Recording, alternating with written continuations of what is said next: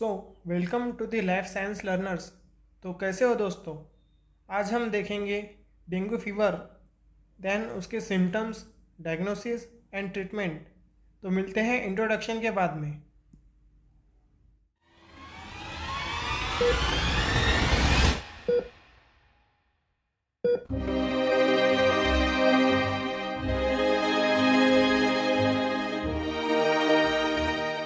तो दोस्तों आज हम देखेंगे डेंगू फीवर के बारे में। डेंगू फीवर को ब्रेकबोन फीवर भी कहा जाता है। डेंगू फीवर स्प्रेड होता है।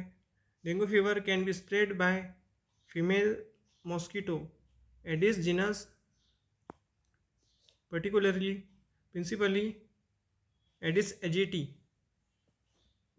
also known as yellow fever mosquito. This yellow fever mosquito ये और भी तरीके के डिसीज़ फैलाता है, जैसे dengue fever, chikungunya, Zika fever, Miro and yellow fever viruses and other diseases agent. तो दोस्तों यहाँ पे आप देख सकते हैं डेंगू फीवर मॉस्किटो को। डेंगू फीवर मॉस्किटो के बॉडी के ऊपर वाइट कलर के स्पॉट्स होते हैं और मॉस्किटो फीमेल मेल से साइज़ में बड़ी होती है थोड़ी। तो डेंगू फीवर का मॉस्किटो मेल जीने के लिए फ्रूट पे डिपेंड होता है एंड फीमेल ब्लड पीती है, खून पीती है। फीमेल ब्लड क्यों सक करती है? क्योंकि उसे मैच्योर एग को नरिशमेंट करना होता है। सो दोस्तों उस फीमेल को होस्ट फाइंड करने के लिए वो क्या करती है, केमिकल कंपाउंड की इधर अट्रैक्ट होती है जो स्पेशली मैमल से रिलीज होते हैं, जैसे ammonia, carbon dioxide, lactic acid and octenone. The life span of AGT is 2 to 4 weeks, depend upon the condition, but egg can be viable for over a year in a dry state, which allow to mosquito to re-emerge after a cold winter or dry spell. Dengue fever virus is an RNA virus of the family Flaviviridae, genus Flavivirus. ये जो virus है वो female mosquito के salivary gland में present होता है। This mosquito typically bite during the early morning and the evening, but they may be bite and thus spread infection at any time of the day. Humans are primary host of the virus, but also circulate in non-human primates. Symptoms of dengue fever. Dengue fever के symptoms infection होने के 3 से 4 दिन के अंदर दिखाई देते हैं, जिस सिम्टम्स में आते हैं high fever, headache, vomiting, muscle and joint pains and characteristic skin itching and skin rashes. Dengue fever को ब्रेकबोन फीवर भी कहा जाता है क्योंकि इसमें मसल एंड जॉइंट्स में पेन होता है, इसलिए also called as breakbone fever. Dengue fever के पेशेंट्स को रिकवर होने, ठीक होने के लिए कम से कम 2 to 7 डेज चाहिए होते हैं। अगर उन दिनों में वो ठीक नहीं हुआ तो डेंगू फीवर बढ़ सकता है, जिसमें डेंगू हेमरेज फीवर होता है, देन ब्लीडिंग होती है, then low level of blood platelets होते हैं एंड लीकेज होता है, प्लाज्मा लीकेज होता है। देन और भी बढ़ने से डेंगू शॉक सिंड्रोम होता है, जो बहुत डेंजरस है, जिसमें ब्लड प्रेशर लो हो जाता है। चिल्ड्रंस में भी सिमिलर तरीके के सिम्टम्स दिखाई देते हैं, जैसे कॉमन कोल्ड, गैस्ट्रोइंटेस्ट, जिसमें vomiting and diarrhoea and high fever होता है। तो दोस्तों आप स्क्रीन पे देख सकते हैं symptoms of dengue fever. Dengue fever के सिम्टम्स को 3 तरीके में डिवाइड किया है। First fibril phase, second critical phase, third recovery phase.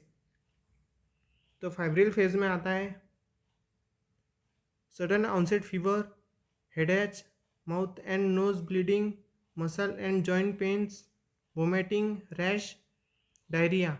Then critical phase में आता है हाइपोटेंशन, प्लूरा इन्फ्यूजन, एसिड,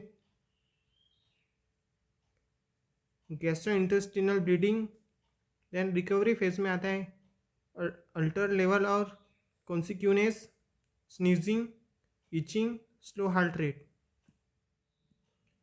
तो दोस्तों डेंगू फीवर को हम ग्राफ पे समझते हैं। डेंगू फीवर को हमने तीन तरीके के फेज़ में डिवाइड किया था, fibril phase, critical phase, recovery phase. जब फाइब्रिल फेज़ होता है, इनिशियल फेज़ होता है, जो कि होता है 3 से 4 दिन, जिसमें हमको अगर इन्फेक्शन हुआ तो बॉडी टेम्परेचर इंक्रीज दिखेगा 102 डिग्री फ़ारेनहाइट। देन डिहाइड्रेशन लगेगा थोड़ा। देन प्लेटलेट्स कम होंगे बॉडी में। देन इम्यून सिस्टम एक्टिवेट होंगी। देन क्रिटिकल फेज में क्या होगा, बॉडी टेम्परेचर कम होगा। देन ब्लीडिंग होगा, शॉक ब्लीडिंग, ऑर्गन इम्प्लामेंट होगा। देन प्लेटलेट्स बहुत कम हो जाएंगी। हम देखेंगे नॉर्मल प्लेटलेट्स कितनी होती है बॉडी में, उससे कम हो जाएंगी। देन इम्यूनिटी बढ़ेंगी, जैसे एंटीबॉडी IgG एंड IgM बढ़ेंगी। देन रिकवरी फेज में क्या होगा, टेम्परेचर नॉर्मल हो जाएगा। Then reabsorption of fluid overload होगा, प्लेटलेट्स नॉर्मल हो जाएंगी एंड IgG IgM बढ़ेंगी। तो दोस्तों नॉर्मल मॉस्किटो ने इन्फेक्टेड पर्सन को बाइट किया तो मॉस्किटो क्या होगा, कैरियर हो जाएगा, इन्फेक्टेड हो जाएगा। तो वो इन्फेक्टेड मॉस्किटो ने नॉर्मल पर्सन को बाइट किया तो जो नॉर्मल पर्सन है वो भी इन्फेक्टेड हो जाएगा डेंगू फीवर से। तो normal platelets count in adult range from 1,15,000 to 4,15,000 platelets पर माइक्रोलीटर ऑफ ब्लड। इससे अगर प्लेटलेट्स कम हो गई, जो कि डेंगू फीवर में होती है, तो उसे थ्रोम्बोसाइटोपेनिया कहा जाता है, जिसमें bleeding can happen inside our body. तो दोस्तों डेंगू फीवर डायग्नोसिस करने के 2 तरीके हैं, clinical method and physical method.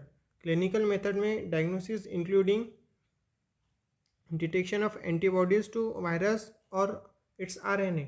Then physical method में क्या आता है,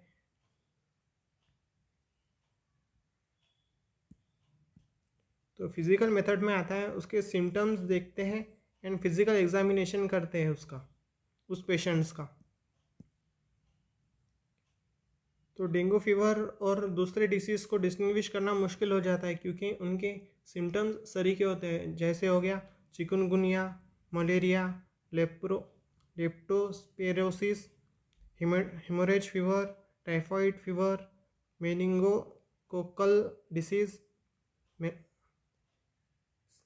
मेसेलेस एंड इन्फ्लुएंजा, जिका फीवर। इनके क्या होते हैं, डेंगू के जैसे सिमिलर सिम्टम्स होते हैं, तो इसे डेंगू से डिस्टिंग्विश करना मुश्किल हो जाता है। Warning signal of dengue fever: worsening abdominal pain, ongoing vomiting, liver enlargement, mucosal bleeding, high hematocrit with low platelets, lethargy or restlessness, serosal effusion. So treatment of dengue fever involves managing the symptoms को देखते हुए treatment करते हैं हम dengue fever का। जैसे dengue fever में क्या होता है कि डिहाइड्रेशन होता है, तो हम डिहाइड्रेशन को कम करने के लिए ज़्यादा मात्रा में पानी पीते हैं। देन रेस्ट करते हैं। देन पेन से छुटकारा पाने के लिए दर्द, using pain relief, Tylenol and paracetamol we can use. Then non-steroidal anti-inflammatory drugs such as aspirin are not suitable as they can increase the risk of internal bleeding. हम aspirin like drugs को लेना ठीक नहीं इस dengue fever में। वो क्या करता है कि इंटरनल ब्लीडिंग का रिस्क बढ़ा देता है। Then in some case doctor में recommended trusted source hospitalization. Doctor कहते हैं कि केस पेशेंट अगर ज़्यादा ही तबीयत ख़राब हो उसकी तो वो हॉस्पिटलाइजेशन हो जाए। देन वहाँ पे उसे फ्लूइड सप्लीमेंटेशन दिया जाता है। देन ब्लड ट्रांसफ्यूजन किया जाता है। देन प्लेटलेट्स ट्रांसफ्यूजन किया जाता है इन सम केस। सो दोस्तों आज हमने देखा डेंगू फीवर के बारे में। अगर आपको वीडियो अच्छा लगा तो लाइक करें, सब्सक्राइब करें एंड शेयर करें। So thank you for watching.